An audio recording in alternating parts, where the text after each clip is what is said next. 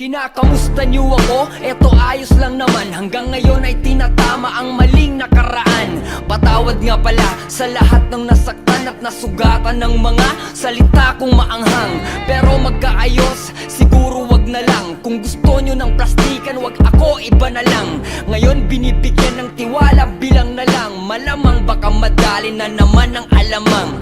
Kaibigang tumalikod, tinuring na kapatid. Kinalimutang inalalayan ko siya sa pagtawid. Hindi mo dapat nagawin na sirain ng palihim ang taong nagturo sa'yo ng liwanag sa dilim. Kasama mo ng matagal, nagawa mong kagatin. Ganun ang ahas pag gutom, kahit sino tutuklawin. At sa mga nagtsatsaga upang ako'y pabagsakin, bilib ako kahit papano, sinubukan nyo pa rin. Alam nila, tol, kumusta ka na dyan? Sagot ko eto, ayos lang naman. Sa mga naniniwala, apir lang tayo dyan. Sa mga hindi naman, wala akong pakialam.